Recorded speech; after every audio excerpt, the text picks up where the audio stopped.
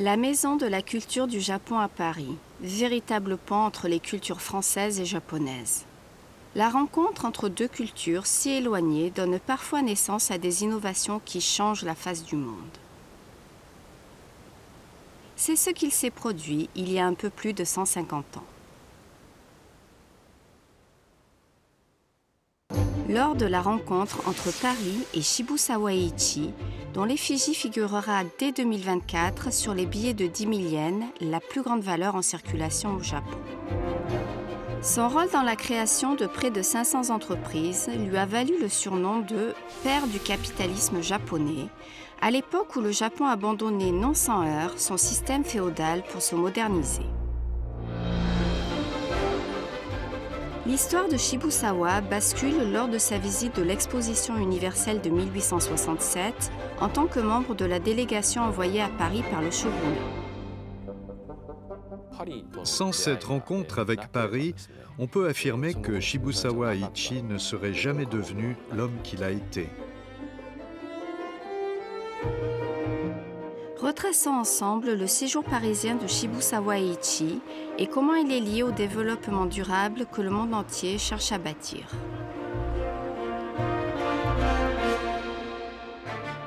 Shibusawa Eiichi est né à Fukaya, dans le département de Saitama, au sein d'une famille d'agriculteurs qui vit de l'élevage de vers à soie et de la pratique de la teinture à l'indigo.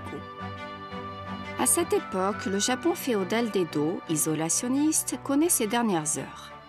La flotte américaine du Commodore Perry force le pays à ouvrir ses ports et commercer avec les États-Unis, bientôt imité par le Royaume-Uni, la France et la Russie. Un temps opposé à la politique du shogunat Tokugawa, le destin de Shibusawa Eiichi va prendre un tour inattendu. Il devient samouraï, vassal du dernier shogun, Tokugawa Yoshinobu. Shibusawa, déjà connu pour son don des affaires grâce à ses succès de jeunesse dans la vente de plants d'indigo, se distingue rapidement par l'efficacité de ses réformes fiscales.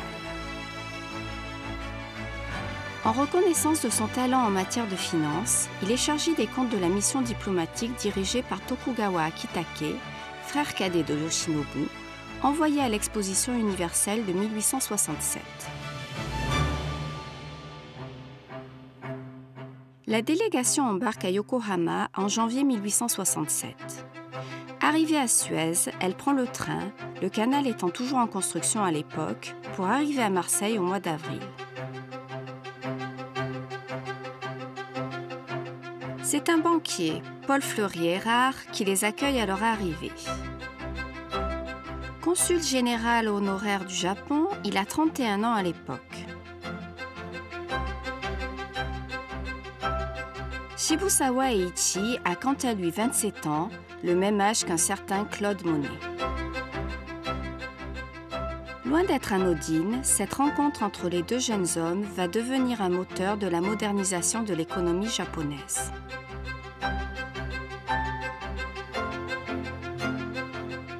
À leur arrivée à Paris, Tokugawa Akitake et sa délégation sont émerveillés par le niveau de développement de la ville, loin de la réalité du Japon.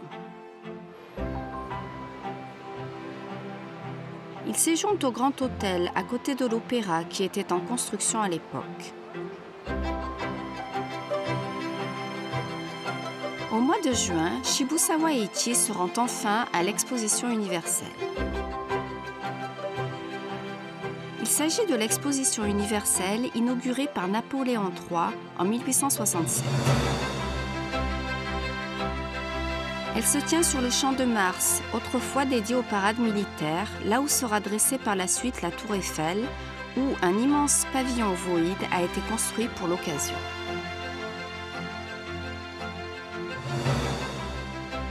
Plus de 50 000 exposants venus de 42 pays exposent, entre autres, leurs produits de pointe et leur culture.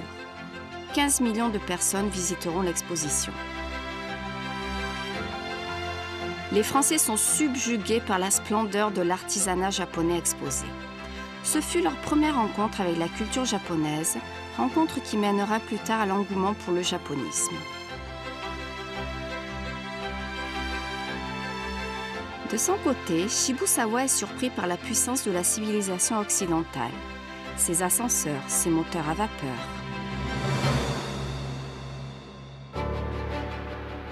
La France de l'époque vit sous le règne de Napoléon III. À l'époque, ce dernier croit en un idéal de développement économique basé sur une industrie selon l'idéologie du saint-simonisme. Le professeur Kashima Shigeru est un littéraire. Il fait des recherches sur le saint-simonisme et Shibusawa Eiichi.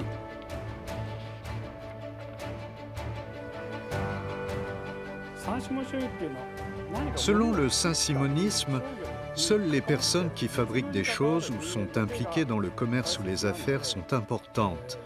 On n'a donc pas vraiment besoin de ceux qui ne produisent pas, tels que les rois, les aristocrates ou les fonctionnaires.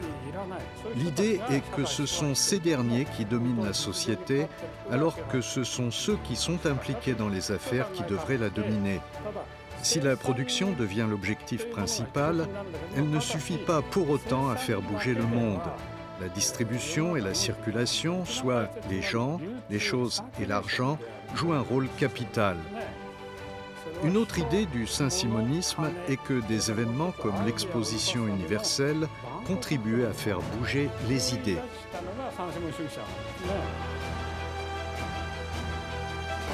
Appelé l'empereur de l'industrie, Napoléon III prononça le discours suivant lors de la cérémonie de remise des prix de l'exposition. En effet, dans ces grandes réunions qui paraissent n'avoir pour objet que des intérêts matériels, c'est toujours une pensée morale qui se dégage du concours des intelligences, pensée de concorde et de civilisation. Les nations, en se rapprochant, apprennent à se connaître et à s'estimer. Les haines s'éteignent et cette vérité s'accrédite de plus en plus que la prospérité de chaque pays contribue à la prospérité de tous. Shibusawa Eiichi écrira plus tard qu'il avait été impressionné par ce discours.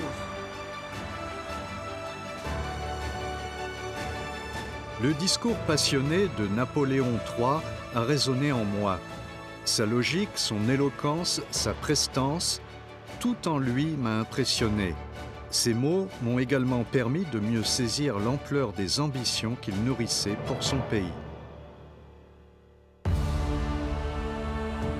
Comment le Japon pourrait-il produire une telle richesse ?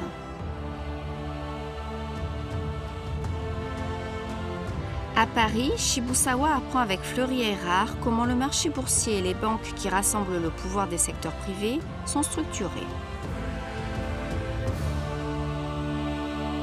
Voici Shibusawa Ken, l'arrière-arrière-petit-fils de Shibusawa Eiichi et président de Commons Asset Management Inc. Il a d'abord découvert le concept de la banque. L'argent est collecté auprès de nombreux déposants, puis utilisé pour les affaires. Après cela, Shibusawa Eiichi est retourné au Japon. On est en 1873 et il crée la Daiichi Kokuritsu Ginko, la première banque nationale du pays. La banque, pour les Japonais de l'époque, c'était un peu comme les start-up aujourd'hui. Shibusawa Eiichi a utilisé un exemple qui est celui des gouttes qui se rassemblent pour former une rivière. Chaque goutte prise séparément n'est pas très puissante, mais si toutes ces gouttes se rassemblent dans une banque, elles commenceront à couler et à former une rivière. Il a réalisé qu'il y avait là une force qui pouvait faire avancer le développement de la société. Shibusawa Eiichi a lui-même acheté des obligations françaises et investi dans des actions et des obligations ferroviaires. On dit qu'à son retour au Japon, il a réalisé un bénéfice de près de 600 yens, une somme considérable à l'époque.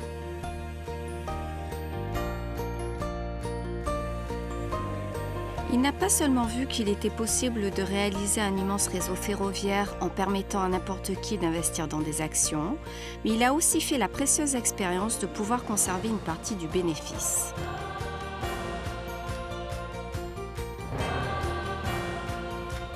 En fait, au cours de son voyage pour Paris, Shibusawa voit les travaux de construction du canal de Suez et est impressionné.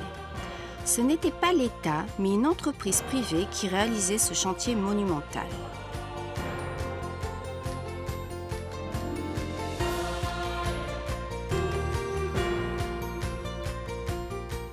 Une entreprise française creuse le canal de Suez. On voit de nombreuses tentes et des hommes transporter de la terre et du sable.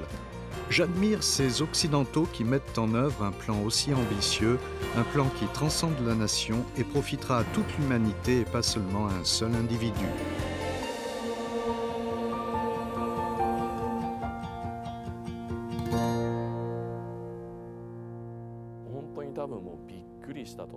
Je pense qu'il a vraiment dû être surpris lorsqu'il s'agit de l'intérêt public et pas de celui d'une entreprise privée. Je pense qu'il est normal, surtout à l'époque, de penser que c'est à l'État de s'en occuper. Cependant, même du point de vue du secteur privé, il est possible de penser à la prospérité nationale, de partager le capital et de réaliser ainsi de grandes affaires.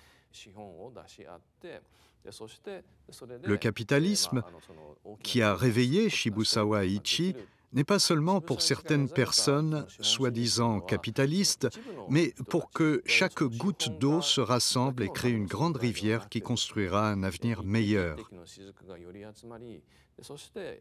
Traduit en langage courant, je pense que chacune de ces gouttes représente le capitalisme participatif et que, par conséquent, le capitalisme participatif est à l'origine du capitalisme actuel au Japon.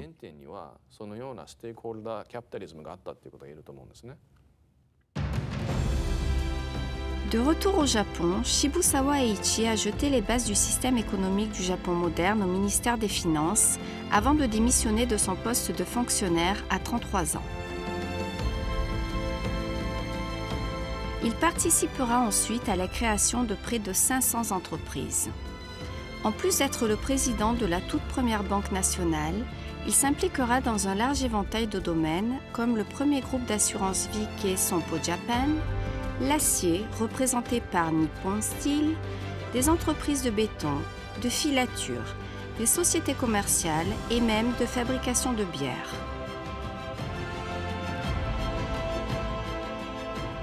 Ma vision de l'entreprise est que ses bénéfices ne profitent pas qu'à un seul individu, mais plutôt au maximum à la société entière. Je crois qu'à l'origine, on ne naît pas seulement pour soi-même, mais on a aussi le devoir de faire quelque chose pour la société.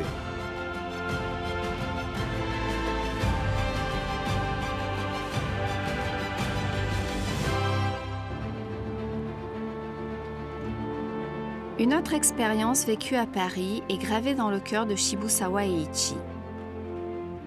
C'est sa visite au tombeau de Napoléon Ier, soit sa visite aux Invalides. Bien sûr, il est frappé par le magnifique mausolée, mais c'est surtout le bâtiment à côté, là où le gouvernement prenait soin des anciens combattants handicapés, qui le marque.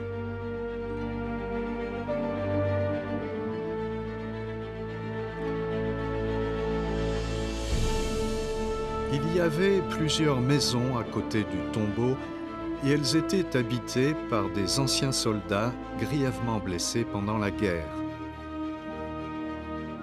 Il semblait que de nombreux gardiens étaient aussi d'anciens soldats qui avaient été plus légèrement blessés. Shibusawa Eiichi est impressionné par le système de sécurité sociale français. Il réalise qu'en respectant la vie de chacun et en établissant un système de protection sociale, il est possible d'enrichir la nation en toute sérénité.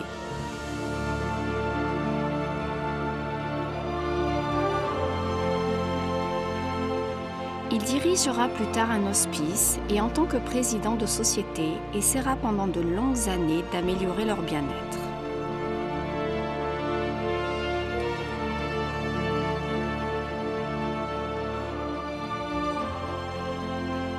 Il ne fera pas que protéger les enfants.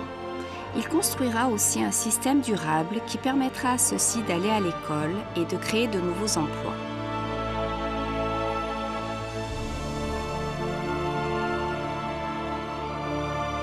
D'un point de vue humanitaire et économique, on se doit de sauver les plus vulnérables. Néanmoins, je veux, dans la mesure du possible, éviter de les protéger directement et plutôt prendre des mesures qui permettront de prévenir la pauvreté. Au cours de sa vie, Shibusawa Eiichi s'est impliqué dans plus de 600 projets, aussi bien dans l'éducation que la santé publique. Là aussi, c'est son expérience à Paris qui est à l'origine de ses idées.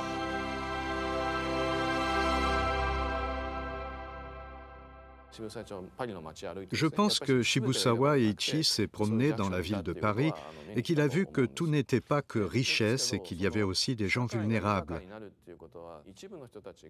Il disait que si l'enrichissement de la société signifiait que même si certains en profitent et deviennent riches et d'autres sont laissés pour compte, eh bien dans ce cas, le bonheur de ces quelques personnes ne durera pas.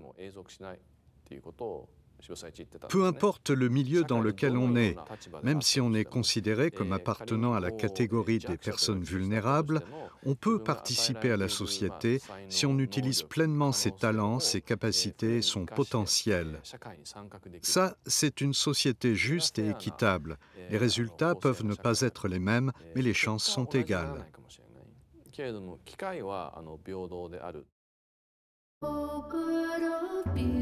En 2015, les Nations Unies ont défini des cibles communes pour l'humanité, les objectifs de développement durable. On dit que l'idée fait écho à celle de Shibusawa Eiichi qui dit que personne ne sera laissé pour compte. Le monde dans lequel nous vivons aujourd'hui souffre des excès du capitalisme participatif qui est devenu un énorme problème entraînant un creusement des inégalités et une crise climatique.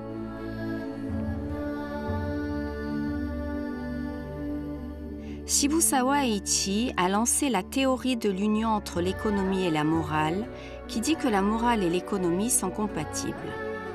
Cette idée, qui se retrouve aujourd'hui dans le capitalisme participatif et le capitalisme éthique, attire également l'attention du monde des affaires d'aujourd'hui.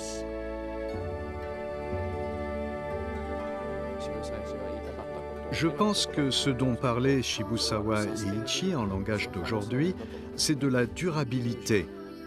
Il existe une société durable grâce à l'inclusion et la société inclusive.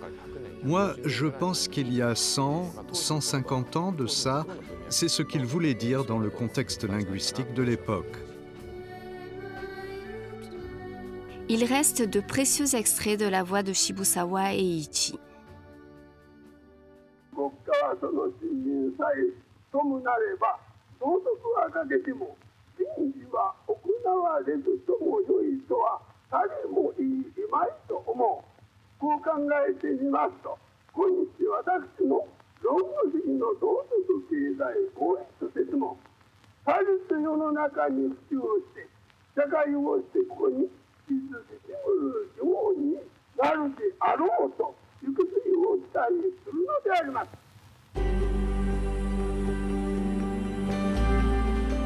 Shibusawa Eiichi, dont l'effigie va orner les billets de banque japonais, et sa rencontre inattendue avec Paris.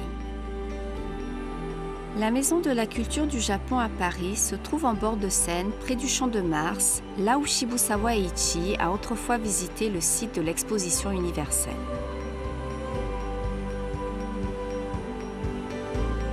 « 2024 marque l'année où Shibusawa Eiichi figurera sur les billets de banque de 10 000 yens. C'est aussi une année olympique et paralympique où les regards du monde entier seront tournés vers Paris et ses Jeux. La Maison de la Culture du Japon à Paris, ce pont qui connecte les cultures françaises et japonaises, poursuit ses activités avec en tête toujours l'idée de construire collectivement un futur durable.